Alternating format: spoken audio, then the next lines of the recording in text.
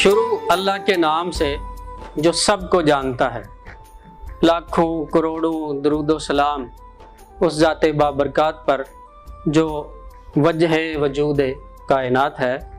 अर्ज़ पाकिस्तान चैनल से मैं हूँ आपका मेज़बान ज़िकाउल्लाह सिद्दीक।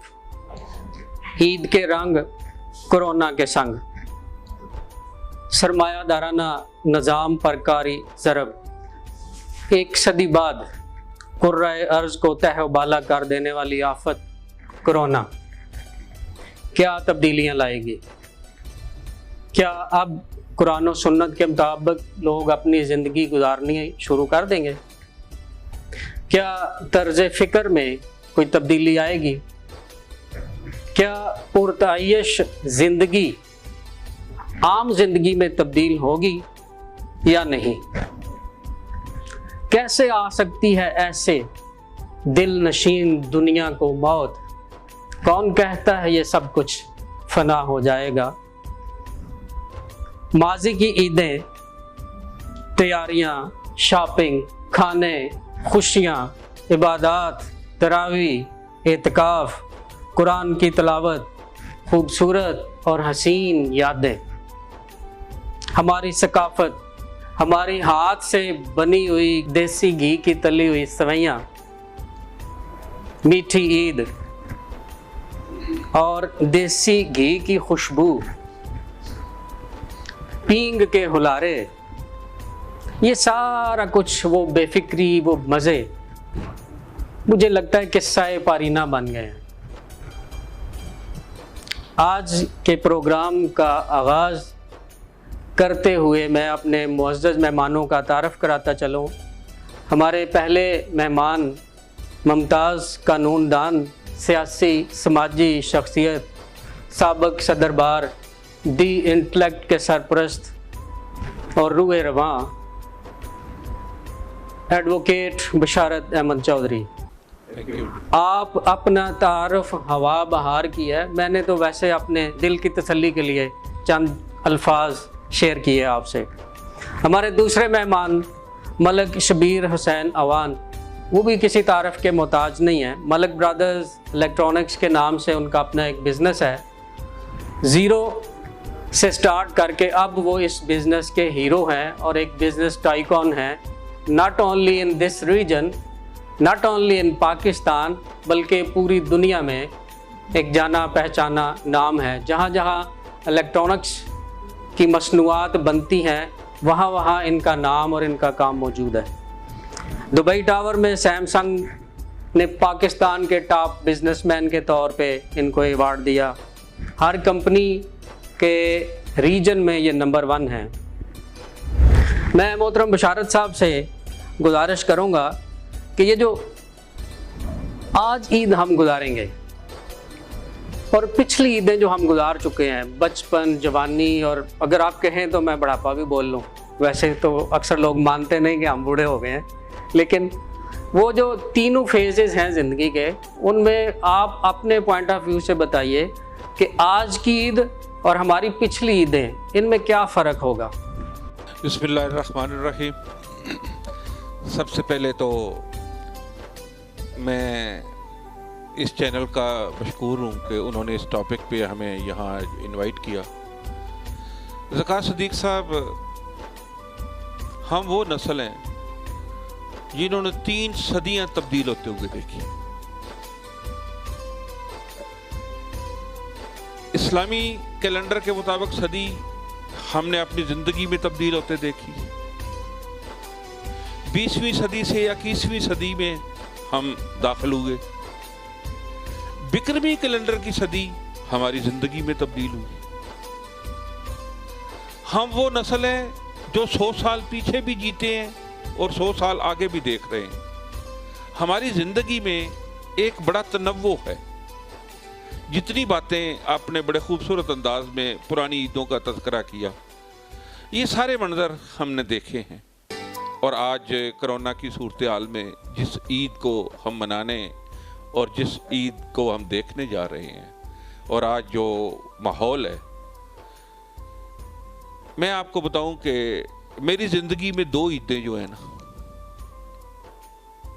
वो मुनफरिद रही। एक ईद वो जब पाकिस्तान बना, 27 रमजानुल मुबारक की रात थी, हमें आज़ादी मिली और 2-3 दिनों के बाद ईद थी। वो ईद हमने बड़े खौफ और हरास में मनाई।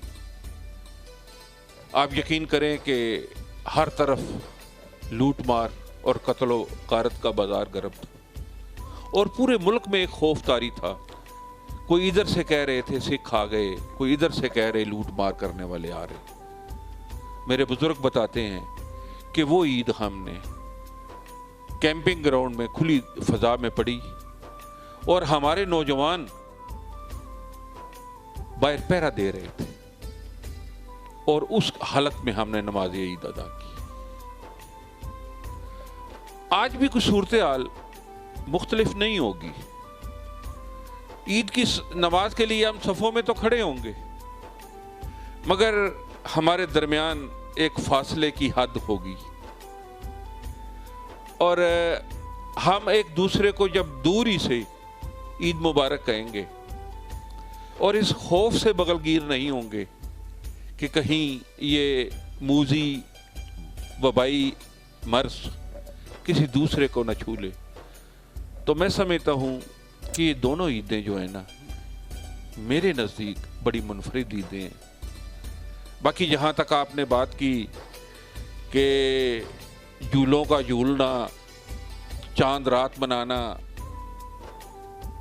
और मेहंदी हाथों में सजनी, सब कुछ होगा, सब कुछ होगा, मगर अपने अपने घरों में होगा। और इस ईद में ख़वातीन को बहुत बड़ी जो सहूलत होगी कि उनके घरों में मेहमानों का इतना लंबा चौड़ा तांता नहीं बंधेगा और किचन में उनको इतनी ज़्यादा वो मसरूफियत नहीं होगी। और दूसरी बात, इस दफ़ा मलबूसात का कंपटीशन भी नहीं होगा, क्योंकि ना किसी के यहाँ जाना, ना किसी को मिलना, ना किसी ने मिलने आना। वरना पहले होता था, अच्छा सुबह मैंने ये ड्रेस पहना है, अब मेरे अजीज़ व अकारब आ रहे हैं, मैं दूसरा लिबास पहनूंगी, अब मैंने मिलने जाना है, तीसरा लिबास पहनूंगी। इंशाअल्लाह इस दफ़ा एक ही लिबास में ये ईद गुजरेगी और बड़ी सादगी से, बड़ी मोहब्बत से, अपने प्यारों से। मीडिया इतना एडवांस हो गया है कि मीडिया पे सब लोगों से राब्ते होंगे और मेरी दुआ है कि अल्लाह ताला पूरी इंसानियत को इस वबा से निजात दिलाए। और ज़कासुद्दीन साहब, आप एक बात याद रखें कि कोरोना के बाद दुनिया एक तब्दीली की तरफ जा रही है और ये तब्दीली पॉजिटिव होगी। हम पॉजिटिव तब्दीली की तरफ जा रहे हैं। आप यकीन करें कि जब भी कोई ऐसा इम्तिहान या आजमाइश आती है ना, तो उसके पीछे बड़े मुज़मरात होते हैं, असरात होते हैं। बहुत बेहतरी की तरफ हम आगे बढ़ेंगे और मेरी दुआ है कि तमाम लोग इस ईद उल फितर के मौका पर अपनी सेहत का, दूसरों की सेहत का ख्याल रखते हुए उन तमाम अफास्ती इक़दामात पर अमल करें और इसी में खुशी है। ये ज़िंदगी है तो खुशी है, अगर हम नहीं तो फिर ये खुशियाँ कहाँ? मलिक शबीर हुसैन साहब, आज की ईद जो बेरंग, बेबू, आर्टिफिशियल नमाज का जैसे जिक्र हुआ, पढ़नी तो है, पढ़ेंगे भी इंशाल्लाह, लेकिन वो वाला जोशो खरोश, वो वलवला, वो मज़ा, वो गले मिलना, वो सलाम दुआ शायद ना हो। खाने भी इस दफ़ा शायद उस तरह से वो ना तैयार हो सकें, क्योंकि लॉकडाउन की वजह से ख़रीदारी में प्रॉब्लम आ रहे हैं। जैसे खाना है और सोना है, नमाज के बाद टीवी देखना है, मिलना मिलाना कम होगा। आप क्या समझते हैं, ये ईद थोड़ी सी बेमज़ा और एक ईद वाला जो असल रंग और जिस्ट है उसके बगैर नहीं होगी? जी, बिस्मिल्लाहिर्रहमानिर्रहीम। बहुत शुक्रिया ज़काल सिद्दीकी साहब और बहुत शुक्रिया इस चैनल का जिन्होंने हमें मौका दिया कि हम ईद के बारे में कुछ बातें आपसे अपने व्यूअर्स से कर सकें। बाकी ईद के बारे में तो साहब कुछ बिशारत साहब ने बड़ी तफसीलन बताया, क्योंकि हमारी ज़िंदगी में तो जितनी ईदें पहले आई बड़ी खुशी खुशी आई क्योंकि पहली जो बता रहे थे जो 47 वाली तो हमने वो देखी नहीं, जो पाकिस्तान हिंदुस्तान के बारे में। तो ये जो ईद है ये तो इसके बारे में आपको क्या बताएं कि कभी किसी ने सोचा भी नहीं था कि इस तरह के मामलात में हम जकड़ जाएंगे। लेकिन इस बात की ये गारंटी है कि अल्लाह ताला हमें किसी अच्छे रास्ते की तरफ लेके जा रहे हैं। इसमें आप देखेंगे चेंज जो आएगी ना इस ईद के बाद, वो ये होगी कि आपकी बीमारियां कम पड़ जाएगी, आपके ज़िंदगी के मामलात बड़े अच्छे तरीके से आप उनको निभाएंगे, फैमिली में, मेल जोल में, अखराजात में। ये जो हम पहले अपने जो ये अब गोला बारूद टैंक्स वगैरह बनाते हैं, ये वही लोग जो होंगे दुनिया में जो अभी मेडिसन की तरफ जाएंगे, वेंटिलेटर बनाएंगे और इंसान के लिए वो कुछ उसकी हिफाजत के लिए कुछ सामान बनाएंगे, ना कि वो इसको एटम बम की तरफ लेके जा रहे थे हम लोग। ये चेंज है असल, ये जो अभी अल्लाह ताला ने जो ये अभी ये दिखाया हमें कोरोना, इसमें जो मैं अपनी तरफ से देख रहा हूँ, ये इसमें जो मेन चेंज है वो ये होगी इंशाल्लाह ताला कि इंसान तबाही से यू टर्न लेके एक भलाई की तरफ और सेफ लाइफ की तरफ जाएगा इंशाल्लाह ताला। ये मेन जो ईद का ये ईद है ना, हमें अपनी लाइफ में याद रहेगी जब तक हम जिंदा हैं, और हमारे बच्चे भी इंशाल्लाह ये एक तारीखी ईद याद रखेंगे। कोरोना में इस तरह हमने ईद मनाई जो इस तरह की ईद थी। बाकी हम रात घर पे भी बात कर रहे थे कि जो पहली ईदें थी, हमारी बहनें, हमारे भाई, हमारे भतीजे भांजे सारे आते थे। चूँकि मैं जिस घर में रहता हूँ हम वालिदैन का बड़ा घर है, जिस घर में अम्मी होते हैं, जिस घर में अब्बू होते हैं, तो वहाँ सब आते हैं। तो आते थे। तो रात हम कह रहे थे अभी तो मेरा नहीं ख्याल कोई आएगा, तो कैसे करें, आपस में बातचीत कर रहे थे। तो वही हाल निकला कि यार चलो जो एक आधा आ जाएगा उसको मिल लेंगे, नहीं तो फिर आस्ता आस्ता एक एक करके जो आएगा उसको मिल लेंगे। ये चेंज है ये कोरोना वाली जो है। बाकी ये एक कोरोना वाली ईद है जो अल्लाह ताला हम सबको महफूज रखे और हम एक दूसरे बंदे को सोशल डिस्टेंस है उसको मद्देनज़र रखते हुए एक दूसरे का ख्याल रखें। कोई ज़रूरी नहीं कि गवर्नमेंट हमें बताए कि आपने मास्क पहनना है, आपने ग्लव्स पहनने हैं, आपने डिस्टेंस रखना है। ये हमें खुद चाहिए इंसानी नाते के ज़रिए कि हम खुद उसका ख्याल रखें एक दूसरे का, क्योंकि इंसान का ख्याल रखना चाहिए।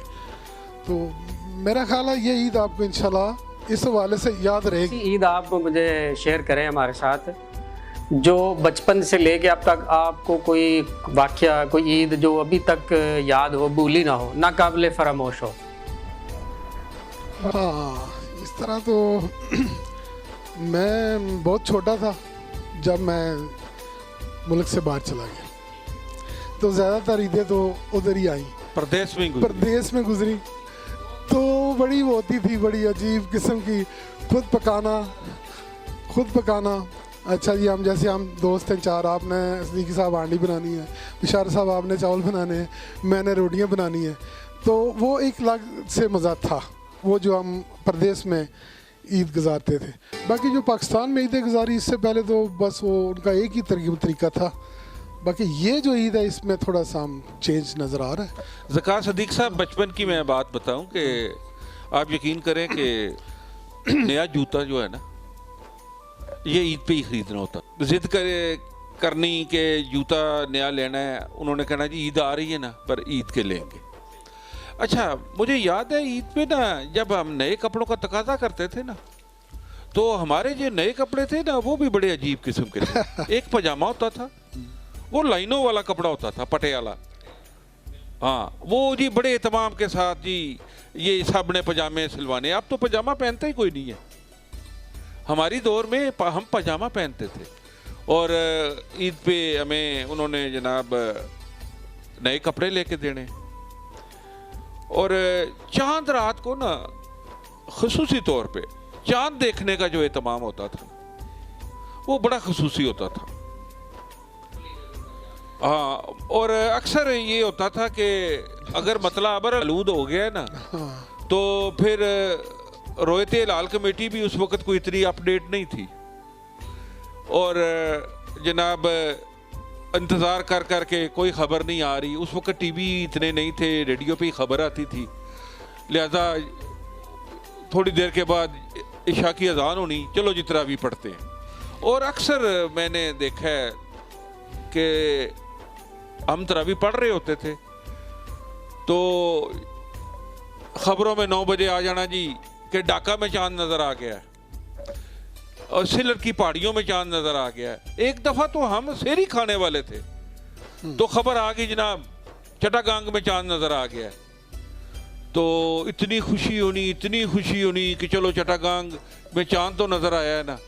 तो चटागांग के चांद की खुशी में फिर पूरे मुल्क में ईद हो जानी। ज़का साहब अब ना सिलट की पहाड़ियाँ, वैसे ढाके की पहाड़ियाँ मशहूर थी, नहीं अब ना सिलट की पहाड़ियाँ, ना ढाका, ना चटागांग। अब तो यकीन है कि बस जब से ये सकूत हुआ है ना तो बिल्कुल सकूत ही हो गया। नाजरीन मोहतरम, ये वाली जो ईद है इसका एक छोटी सी झलक आप देखिए। पिछले 3-4 दिन जो लॉकडाउन में नरमी हुई, एक शहर का डाटा शेयर किया गया, अरबों में शॉपिंग हुई है। हमने अपने खारिया शहर में देखा कि ऐसे लगता था कि बस एक बेहंगम आबादी है और लोगों का हजूम है, हर दुकान में, हर बाज़ार में, हर गली में। ऐसे लगा जैसे वो लोग जो कभी ये कह रहे थे जी कि हमें इमदाद के तौर पे पैसे चाहिए, हमें इमदाद के तौर पे राशन चाहिए, हमें ये चाहिए, हमें वो चाहिए, और उन्हीं को देखा कि बड़ी महंगी महंगी शॉपिंग वो लोग कर रहे हैं।